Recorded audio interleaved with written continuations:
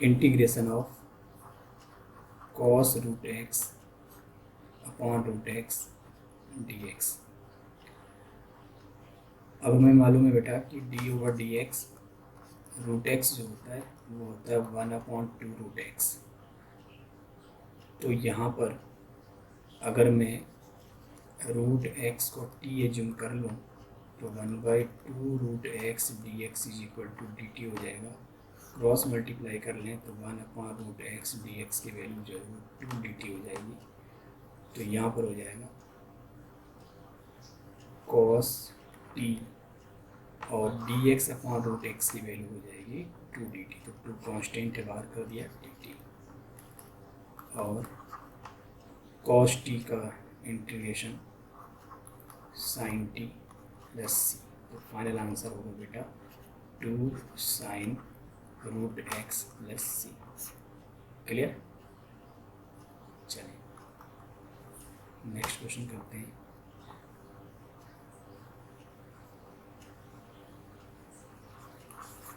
Question number 2, integration of 1 plus cos X divide में X plus sine X D X. ठीक है, अब हमें मालूम है कि अगर मैं इसको टी एज्यूम कर लूँ, एक्स प्लस साइन एक्स को टी एज्यूम कर लूँ बेटा, तो एक्स का डेरिवेटिव है 1, साइन एक्स का derivative cos x into D x, और ये हो जाएगा डी टी। तो ये पूरा अंश जो है वो किससे रिप्लेस हो जाएगा बेटा? डी टी से। तो ये हो गया डी टी अपॉन टी, और डी टी अपॉन टी का integration log T plus C. Log T की वैल्यू है X plus sine X plus C. Clear? चलिए नेक्स्ट क्वेश्चन करते हैं।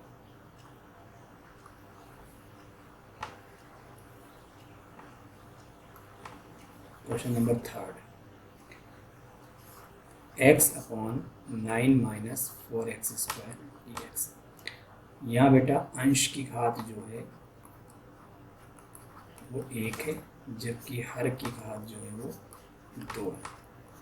तो प्रतिस्थापन विधि के सवालों में हमेशा हम ध्यान देंगे कि अंश की घात हर से 1 कम होगी। जब भी ऐसा होगा तो हम हर को यानी नीचे वाले को टी मानेंगे। देखो नीचे 2 घात है, ऊपर 1 घात है, तो आप तुरंत 9 माइनस 4x स्क्वायर को बेटा टी मानो। तो ये हो गया -4, 2 आगे आएगा तो 8x dx और t की वैल्यू हो गई dt। तो यहाँ से x dx की वैल्यू हो जाएगी बेटा dt अपॉन माइनस का 8। तो हमारा इंटीग्रेशन हो जाएगा -1/8, आप कांस्टेंट बाहर कर दीजिए, और ये dt अपॉन टी, तो -1/8 लॉग टी प्लस सी है ना। आप यहाँ वैल्यू पुट कर दीजिए, तो लॉग टी की वैल्यू हो गई बेटा 9 माइनस 4x स्क्वायर प्लस सी। ठीक है, क्वेश्चन नंबर 4 देखते हैं। Integration of e to the power 2x minus e to the power -2x divide e to power 2x plus e to power -2x dx।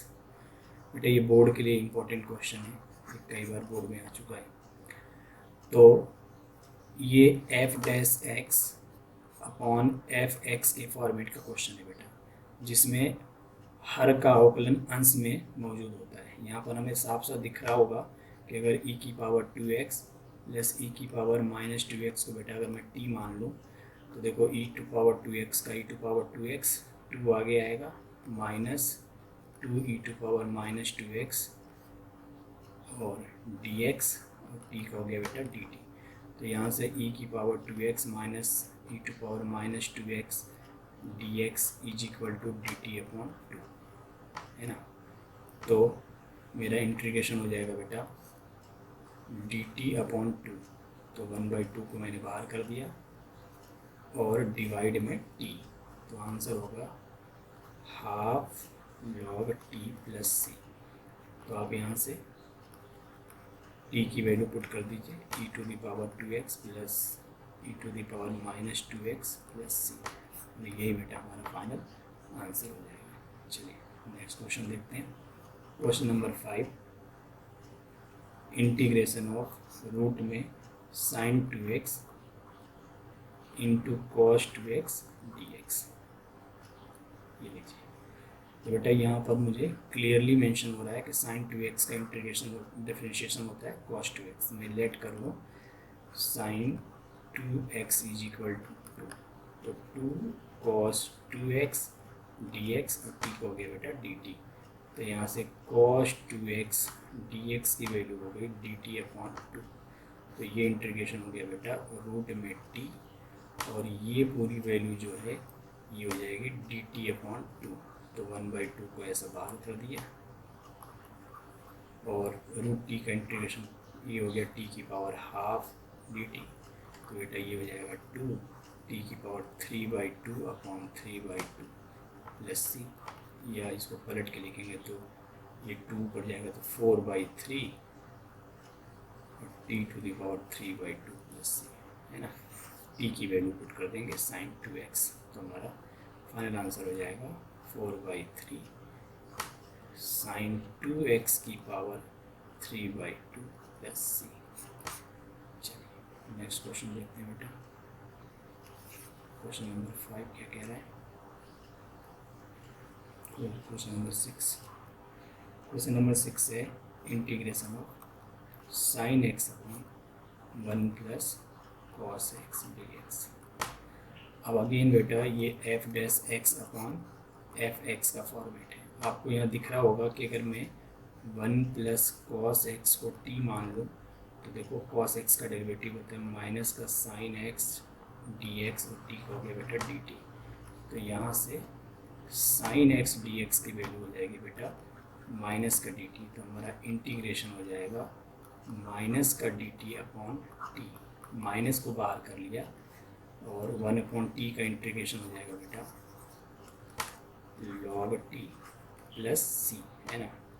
और t की value हो जाएगी 1 plus cos x plus सी। यही हमारा final answer हो जाएगा। ठीक है, चलिए नेक्स्ट क्वेश्चन करते हैं।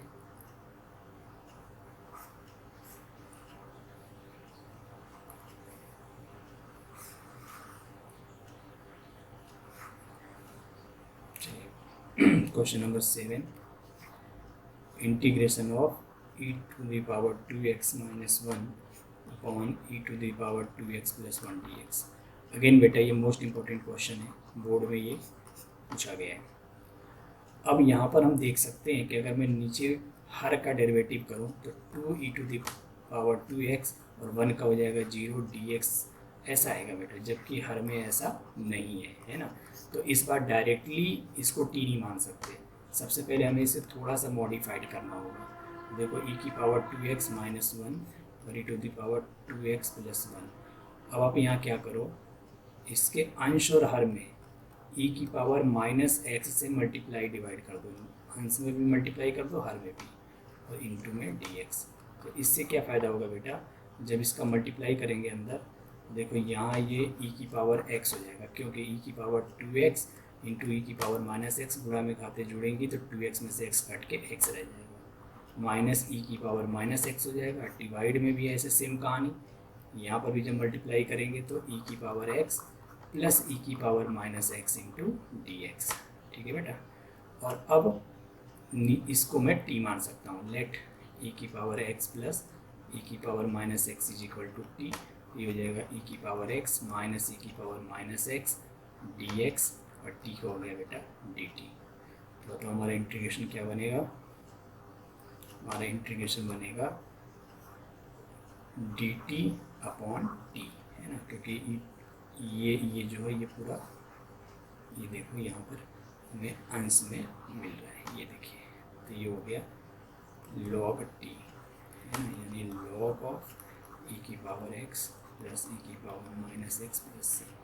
यही हमारा फाइनल आंसर हो जाएगा। ठीक है, चलिए नेक्स्ट क्वेश्चन करते हैं।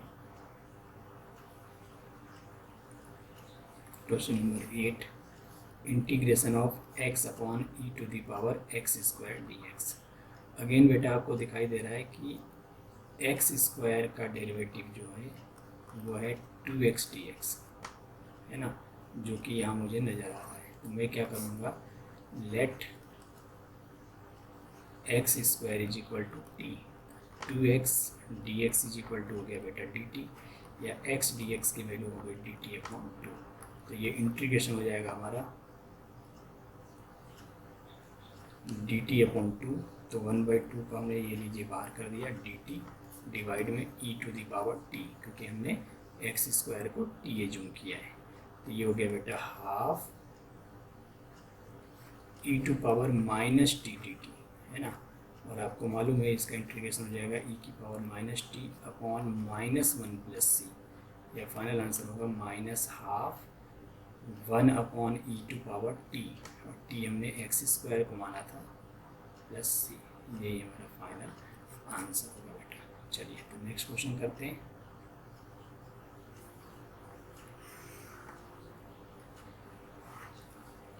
चलिए क्वेश्चन नंबर 9 देखते हैं। क्वेश्चन नंबर 9 है integration of root 10x upon sine X into cos X D X. Important question है बेटा, आइए देखते हैं कैसे करने हैं। तो देखो ये रूट में 10x है और डिवाइड में साइन एक्स कॉस एक्स है। तो सबसे पहले क्या करिए कि आप डिवाइड में यहाँ sign X into cos x है, तो आप यहाँ कॉस एक्स का डिवाइड करो और कॉस एक्स का मल्टीप्लाई करो, जितने का डिवाइड उतने का मल्टीप्लाई, कोई फ़र्क तो पड़ा नहीं। तो बेटा इससे अपना क्या फ़ायदा, इससे फ़ायदा ये हो गया कि देखो ये बन गया रूट में 10x डिवाइड में साइन अपॉन कॉस 10 होता है 10x, और ये कॉस इंटू कॉस हो गया बेटा कॉस स्क्वायर एक्स, और ये ऊपर जाके बनेगा सेक स्क्वायर एक्स। अब रूट 10 से इसको कैंसिल कर लो तो ये हो जाएगा रूट में 10x। हमारा इंटीग्रेशन हो गया बेटा ये। अब आपको मालूम है कि यहाँ लेट कर लो 10x is equal to T, तो sec square X D x की वैल्यू हो जाएगी डी टी। बताओ अपना इंटीग्रेशन क्या बनेगा बेटा, तो अपना इंटीग्रेशन बन जाएगा 1 अपॉन रूट टी, है ना, और sec square X D x की वैल्यू हो जाएगी डी टी। तो ये होगा टी की power minus half D T, और इसका इंटीग्रेशन हो जाएगा टी की power minus half plus 1 minus half plus 1 plus C, यानी 2 रूट टी प्लस सी। 2 और रूट टी हमने किसको एज्यूम किया था बेटा 10x को, तो 2 10x प्लस सी।